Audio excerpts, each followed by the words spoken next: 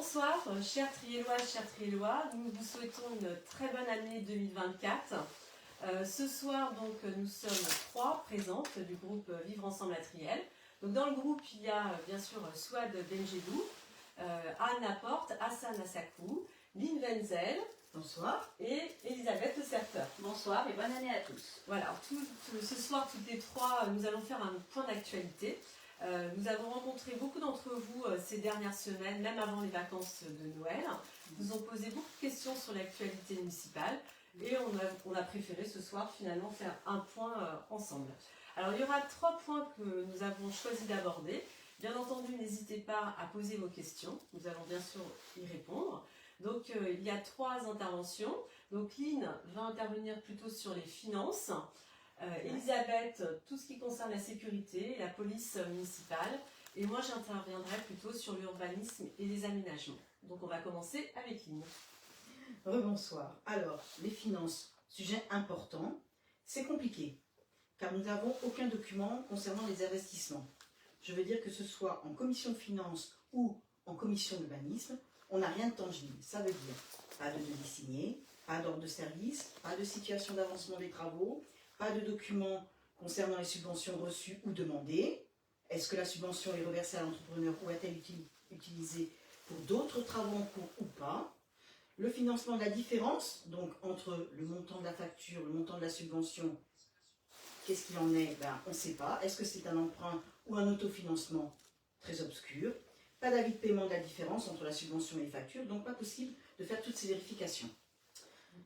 Tout y est opaque et volontairement, on ne reçoit pas de vrais récapitulatifs, juste des tableaux Excel qui isolent des données, histoire de bien nous perdre, ce que je sais très bien faire moi-même. Je sais aussi qu'ils n'ont aucune valeur. Le souci d'une pareille attitude, c'est que cela ne nous assure pas un suivi correct des finances. Et si nous avons dès le début alerté sur le sujet, le fait que depuis peu d'autres élus rejoignent notre point de vue a abouti au refus d'accorder une avance sur les investissements tant qu'on n'aura pas de réponse à nos demandes. Je vous explique. Il y a 2 budgets. Un pour le fonctionnement, c'est-à-dire en grande ligne les salaires et les charges sociales de tous les services de la mairie. Les assurances, même si le choix du maire a été de ne pas assurer la totalité des biens appartenant à la mairie, certainement dans un souci d'économie. L'électricité, le gaz, les communications téléphoniques, l'entretien des espaces verts et j'en passe. Concernant ces dépenses, nous n'avons pas non plus eu accès à quoi que ce soit, à des grands livres ou des balances exploitables.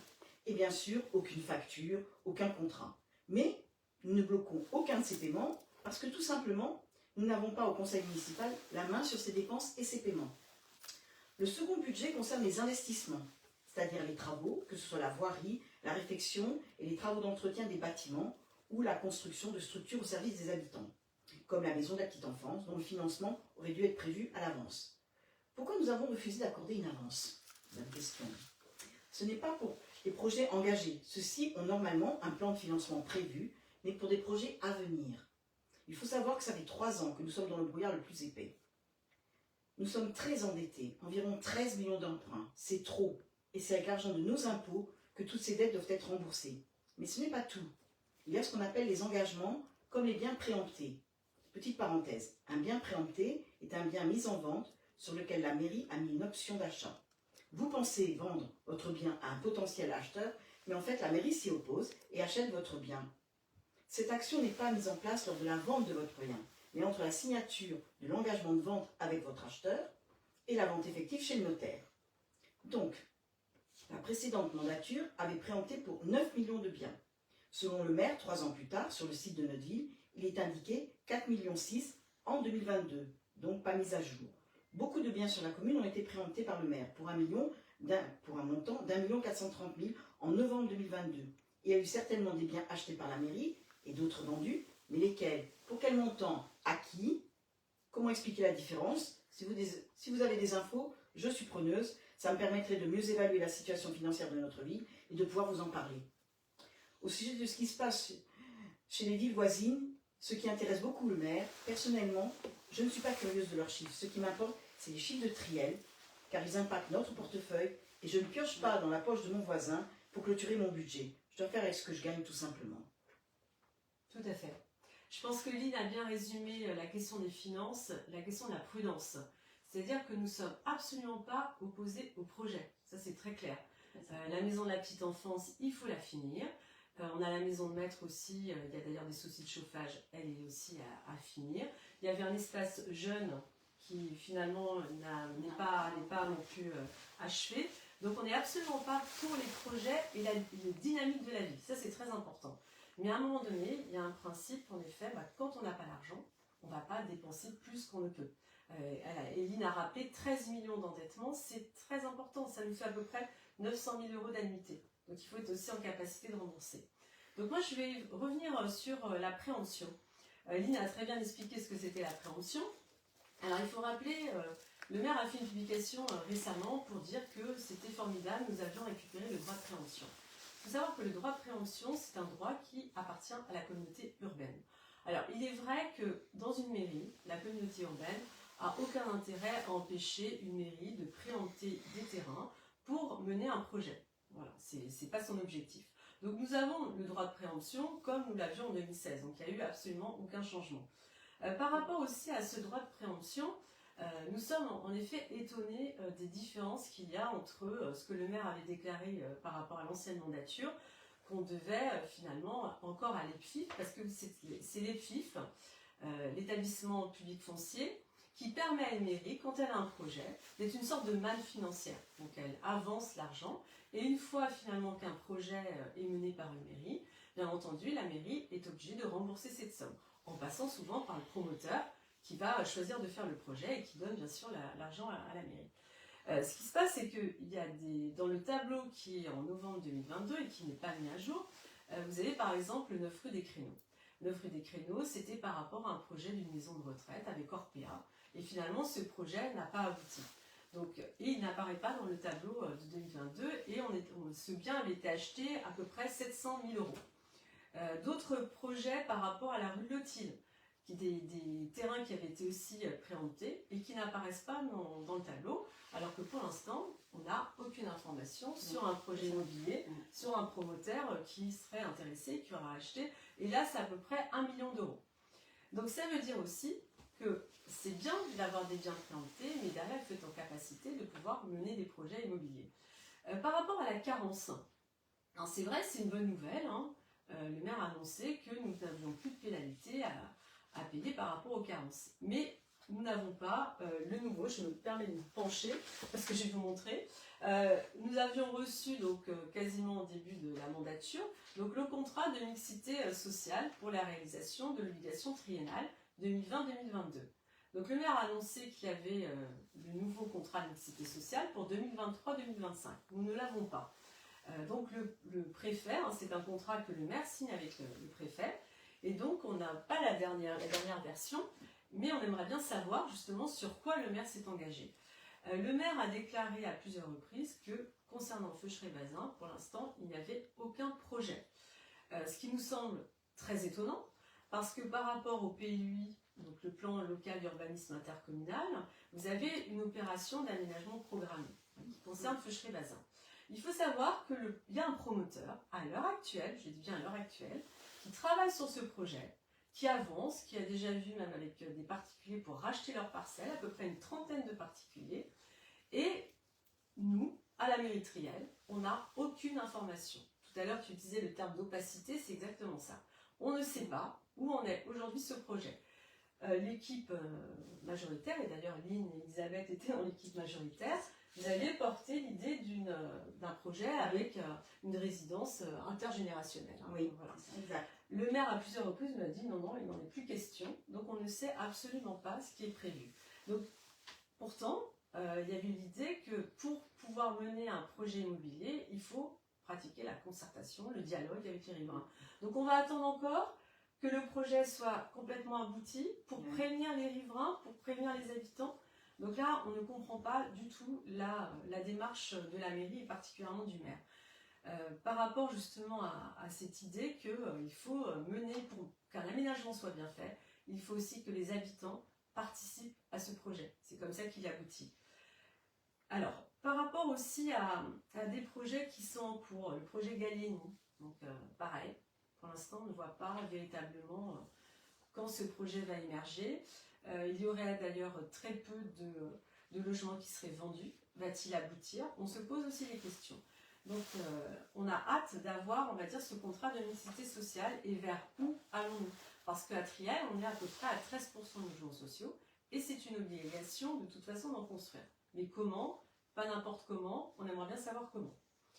Je vais revenir aussi sur un autre point qui est important, c'est par rapport à une société qui s'appelle Inoue, qui est chargée finalement, normalement, à la base, de traiter des déchets de bois.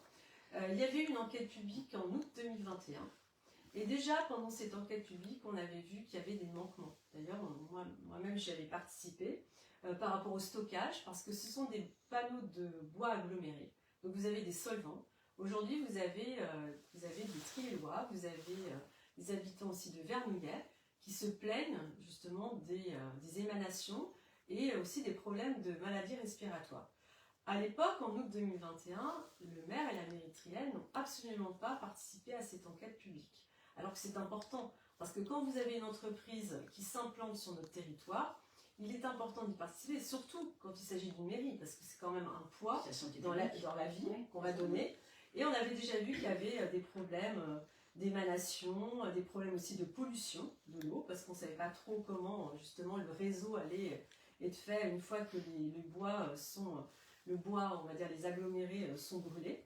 Le stockage, et puis vous avez aussi des riverains, on a rive gauche, on a les campings, hein, on a des résidents, il ne faut pas oublier, vous avez rive gauche côté anciennement Cocova, et qui s'appelle d'ailleurs un bon restaurant, et vous avez aussi le côté rive gauche avec les campings.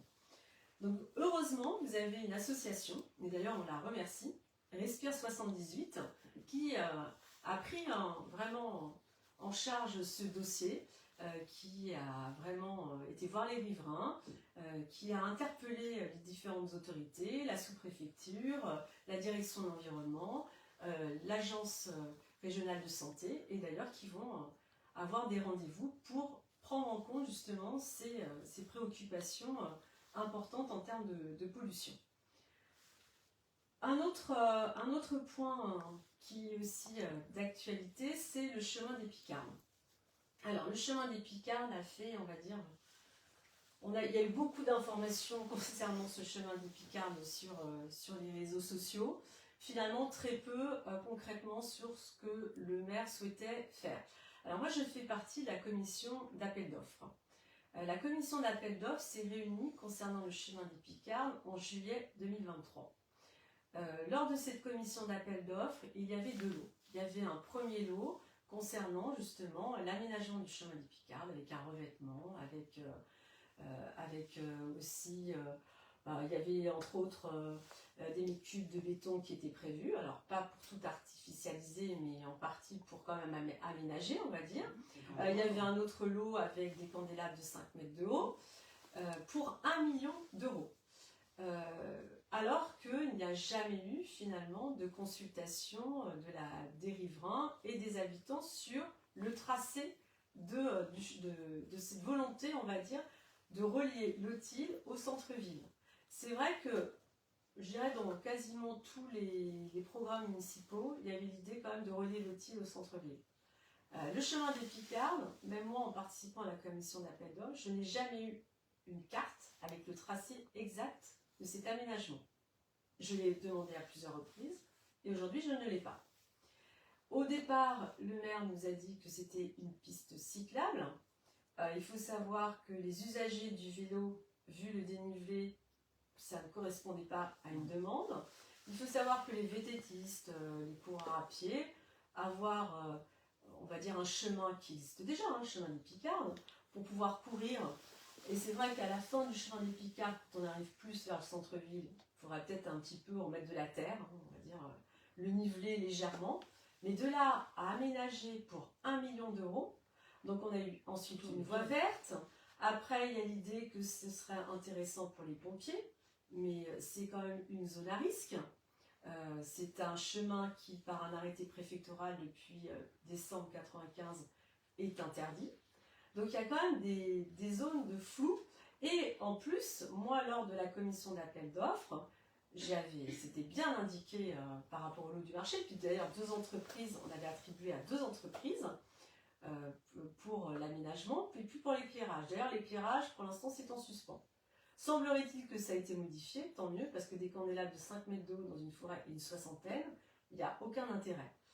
Aujourd'hui, par rapport au chemin des Picardes, on a quand même reçu un courrier de la part du sous-préfet, parce que moi, en juillet 2023, dès que j'ai eu cette commission d'appel d'offres, j'ai quand même interpellé le préfet concernant justement le fait qu'il y avait un interdit. Alors, j'ai reçu le courrier le 22 décembre.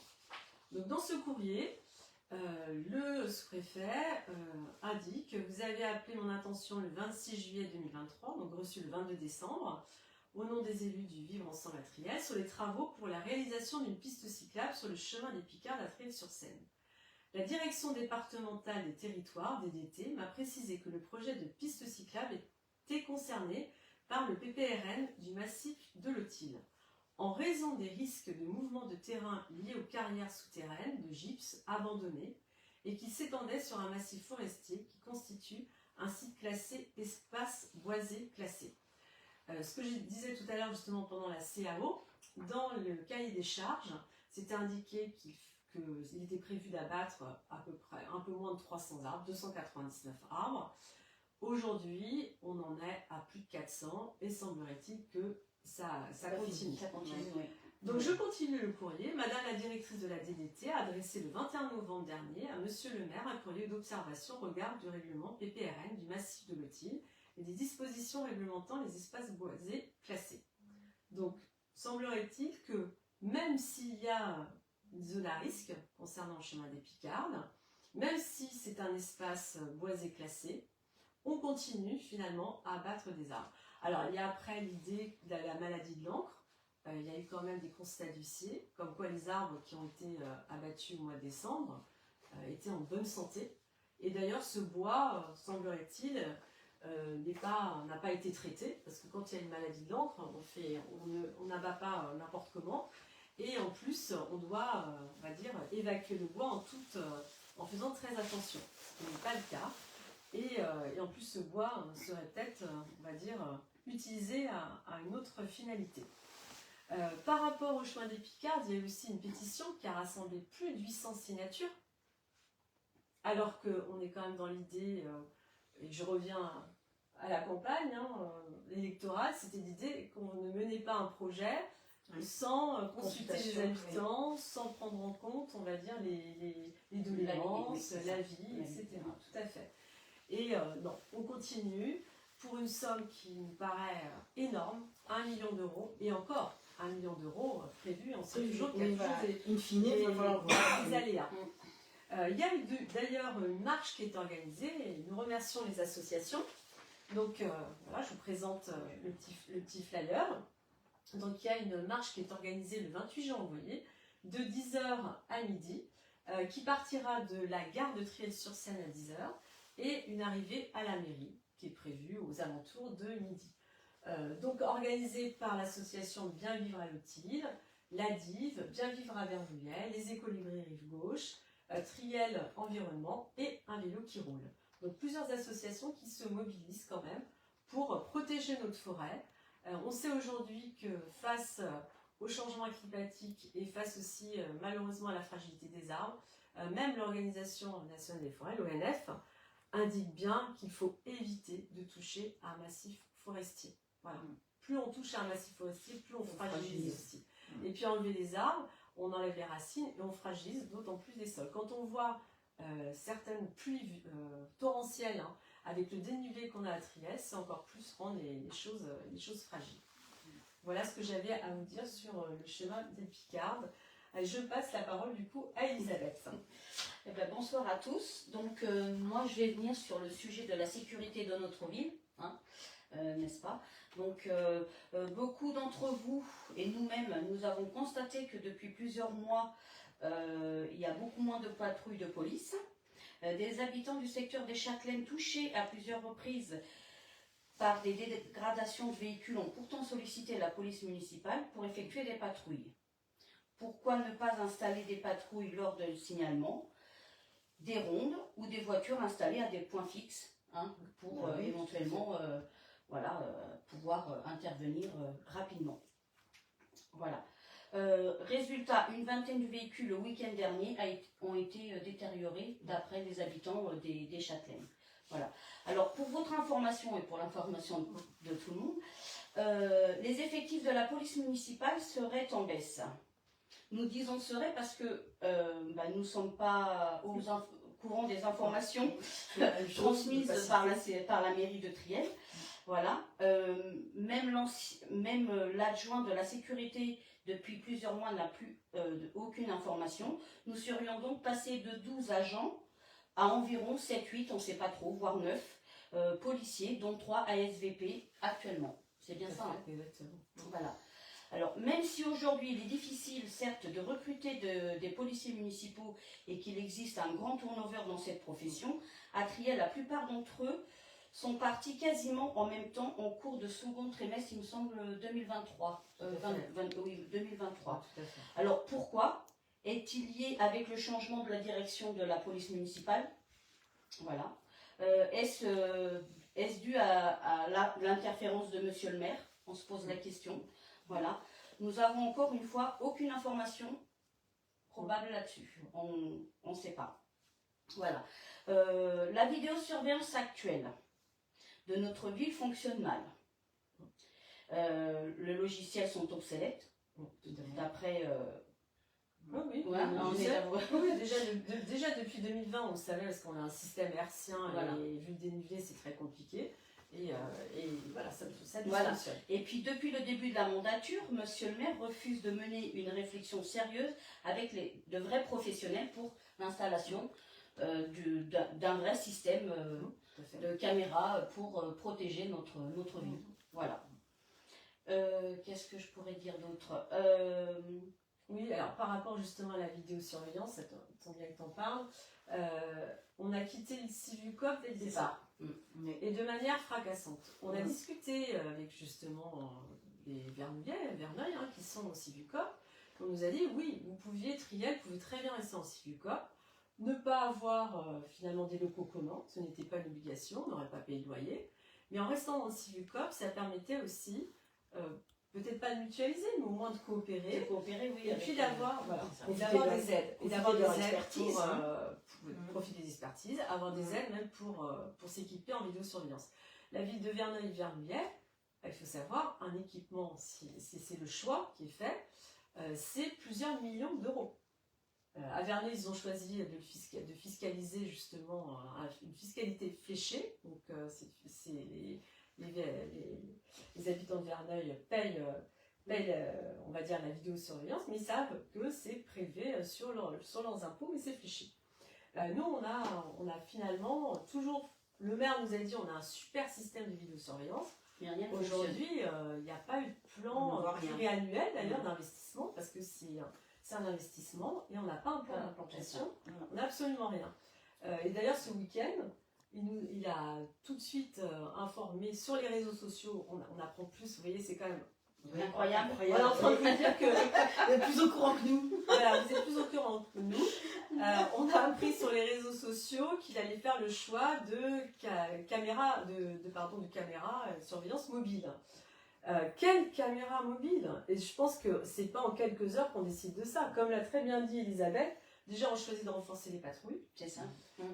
Un premier choix. Et puis après on discute parce que des caméras mobiles, est-ce qu'elles sont infrarouges? Est-ce que ça soit lecture de plaques? On n'en sait rien. Combien ça va nous coûter? Voilà, c'est toujours la même chose. L'investissement, oui, mais ça se programme, ça s'anticipe, et on reste dans le raisonnable. Et la maintenance, voilà, tout à le fait. prix de la maintenance. Exactement. C'est pas anodin. Et où les mettre? Parce que si tout le monde sait où elles sont, les caméras mobiles, ça sert plus à rien. C'est important de le savoir, de savoir où on va. Voilà. Et tu voulais ajouter quelque chose? Oui, je voulais ajouter quelque chose parce que les anciens agents de la police municipale avaient été prévenus d'un dépôt de déchets derrière l'ancienne école, l'école Jean de La Fontaine. Oui, tout à fait. Voilà, donc je peux peut-être vous montrer quelques photos. Voilà, et aussi bien derrière les terrains de tennis Et donc, dans les déchets, bon, on peut trouver des livres de la bibliothèque de Jules Verne. Voilà. Donc, on se pose la question pourquoi ces anciens agents avaient entamé donc, une procédure et que rien n'a été fait. Et que ça n'a pas été exploité. Ça n'a pas été exploité. On retrouve des mobiliers d'école aussi, hein, des tables. Voilà, des tables. On retrouve aussi un revêtement qui, semblerait-il, vient des anciens tennis. Voilà. C'est une décharge à ciel ouvert. Hein. Voilà, oui, ça. Et en plus, au dernier conseil municipal, excusez-moi l'expression, on en a parlé. Le maire a dit qu'il allait tout faire pour enrayer. Ça date depuis août 2020. Oui. Les déchets du chantier du 177 rue Paul Doumer, moi j'ai des vidéos, ils ont été stockés là. Oui. Donc à un moment donné, c'est tellement, on va dire, important en termes de taille. Attendez, je vais vous montrer la photo. Il faut que je la retrouve. La photo, c'est... voilà, c'est... Vous voyez ? Voilà. Donc on voit des tas de détritus. Vous avez aussi des cartons qui ont servi à des chantiers pour le COSEC. Et puis on les retrouve balancés, on va dire, hein, en plein milieu. Voilà. En plein milieu de ce terrain. Donc on est très surpris que tout d'un coup le maire découvrait au mois de décembre cet endroit. C'est ça. Et puis en plus, comme tu l'as dit, Elisabeth, vous y avez des policiers qui sont partis, oui, qui avaient commencé vraiment à vouloir lutter contre les dépôts sauvages. Espérons qu'on soit en capacité de les gérer, parce que si c'est encore un choix de sous-traiter, voilà, ça va encore avoir un coût supplémentaire alors qu'on est en capacité de gérer les déchets. Et puis pourquoi ne pas pénaliser les entreprises qui jettent ces déchets à côté d'une école, oui, Jean Lafontaine, à côté d'une école, derrière les terrains de tennis. Donc voilà. Je ne sais pas si vous avez des choses à ajouter toutes les deux ou non. Disons, moi je me pose la question si est-ce que l'entreprise qui a jeté le déchet l'a jeté ou est-ce qu'elle l'a déposé parce qu'on lui a indiqué où le faire quand même. Je veux dire, ces entreprises-là, elles ne sont pas forcément de Triel, donc elles ne connaissent pas la topographie. Elles ont découvert un site comme ça par hasard. J'ai un petit peu de mal à... Je sais pas. J'avoue que je suis un peu suspicieuse là-dessus. Voilà. Oh là là, excusez-moi, je mets le son. Donc je lis des questions. Le maire a décidé de prendre la main sur la vidéosurveillance parce qu'il a des compétences en informatique. Savez-vous si la commission intercommunale de sécurité et de prévention de la délinquance a été consultée pour le plan d'implantation des caméras en cours? Alors ça, on n'a aucune information. Voilà. C'est une bonne question. Même les caméras place Prévost, on a demandé s'il y avait eu une démarche faite auprès de la préfecture, on n'a pas eu de réponse. Non. Pourquoi ne pas porter plainte contre les entreprises? Oui, tout à fait, très bonne question. En effet, et puis si les services techniques, même le mobilier de la ville, en effet, c'est aux entreprises. On se pose bien la question pourquoi des agents du service de l'APM sont partis suite à un acharnement incessant. Donc ça, c'est le commentaire.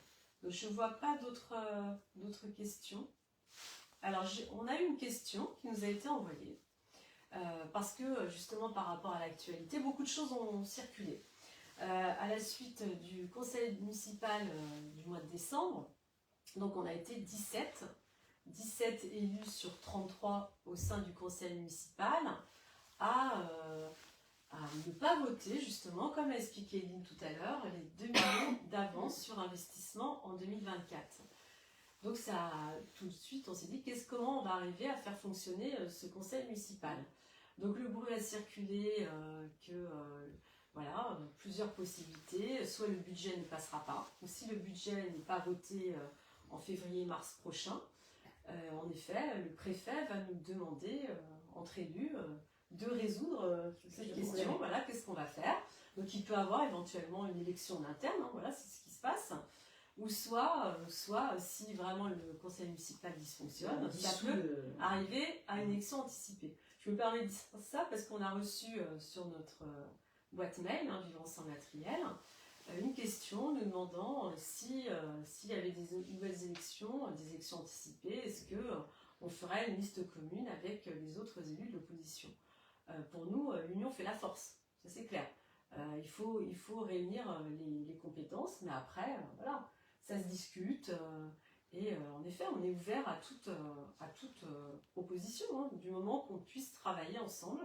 Je pense que là, l'objectif, on est quand même inquiet sur les dérives financières. Le turnover aussi dans les agents. Les agents en On général. l'avait déjà évoqué à plusieurs reprises. Et tu l'as évoqué avec la police municipale. Et puis les questions aussi de projets immobiliers, de visibilité sur les aménagements qui nous paraissent importants. Et puis sur la question aussi... Et puis aussi l'orientation commerciale de la ville. Moi, il y a des choses quand même qui m'étonnent, donc je sais pas. Tout à fait. Je pense que ça aussi, c'est un vrai sujet. Nos commerçants, c'est quand même eux qui font vivre le centre-ville. Donc en implanter un peu à droite, un peu à gauche, je suis pas sûre de... Enfin voilà, je me pose des questions. En tant qu'habitant, pas en tant que professionnel de la question, je ne le suis pas du tout. C'est juste que voilà, je trouve qu'il y a des trucs bizarres. Voilà. C'est vrai que les commerçants, ce sont des acteurs essentiels pour nos villes. Et on a la sensation, en effet, qu'ils ne sont pas écoutés. Et qu'ils sont pas... et puis que certains, on a fait des locaux commerciaux, mais... Alors, pareil, pour les locaux commerciaux, on l'a appris lors du bureau municipal du 4 décembre. Les locaux commerciaux de la place Philippe Prévost, pour l'instant, les commerçants ne payent pas de loyer. Donc, voilà, jusqu'à quand, on n'en sait rien. Ça n'a pas été clair. Est-ce qu'ils ont négocié par rapport à la travaux, donc ils ne payent pas le loyer. Donc c'est vrai que ça crée aussi des disparités avec les autres. Et surtout, on le précise parce que lors des vœux du maire de la Galette des Rois, le maire a précisé que ça rapportait 5 000 € par an. Mais pour l'instant... Pas en 2023, en tout cas. Donc voilà, on se pose des questions sur les choix et surtout le principe aussi d'équité entre les commerçants. Sur ce, on va vous souhaiter une bonne soirée. Merci. Bonne soirée à tous. Merci de nous avoir accueillis chez vous. Merci. Quelque part. Et à la prochaine fois. À Bonne soirée.